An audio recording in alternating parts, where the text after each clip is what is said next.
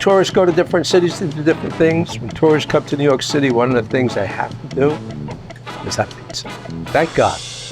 It's just a delicious food that I've loved since I was 4 years old. I'm Paulie G, and I own Paulie G's and other pizzerias, because it's not a business to me. It's me living my best life, doing the things I love. All right, Paul, you may need to sign a release on this, but we have to do a little filming. There's still water on the floor here? Oh, it rained this morning, right? And what do you want me to tell you? This is where all the magic happens at Paulie G's. It was built in Naples by Stefano Ferrara, and it was shipped over here in 2 pieces. It's wood burning. We cook our pies in here, and we run the oven very hot. It has to be at 1,000 degrees for our dough recipe to come out properly. We had a neighbor who wanted us to do it because the particles, the actual particles of the smoke were bothering them. There's a device up there that attaches to that chimney, let's say the size of a few washing machines. Water gets sprayed onto the smoke as it enters the chamber.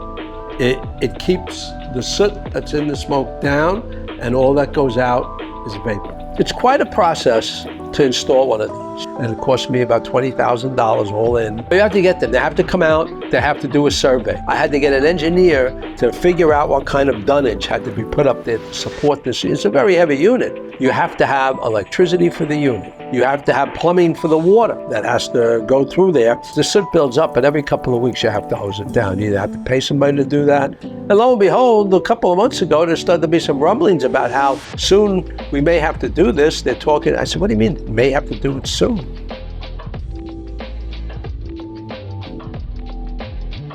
I think that it's killing the fly with a sledgehammer. Those 100 ovens are not going to affect the environment very much at all.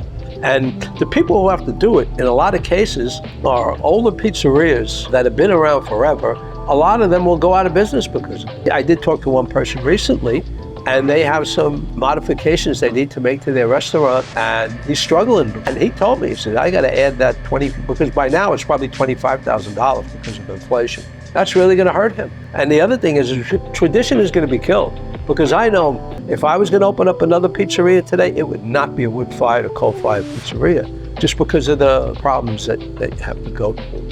So people often have the belief that these policies are pro-environment, and everybody wants a clean environment. There's nobody who doesn't want a clean environment. Supposing that all New Yorkers were to stop eating out and dining out completely, they continued not to do so for the rest of the century. By 2100, you would have less than 0.0003 degrees Celsius temperature mitigation. The bottom line is these policies won't impact the environment if that's the goal. The mayor has stated that we need to eliminate this smoke because it's the same smoke that is coming down from Canada because of the wildfires. Now, to say that is like saying we have to eliminate water because that's what's in the hurricanes that destroy places. So you cannot have water any longer. So when we're comparing the air from the coal-fired pizza ovens to the wildfires in Canada or the wildfires in Hawaii, then here's a good question. The city of New York should actually answer this question. How much particulate matter is emitted by the coal-fired pizza ovens, and how much particulate matter is emitted by the wildfires in Canada? And let's really compare the two. Let's have them put some meat on the bones on the effect of such a policy proposal.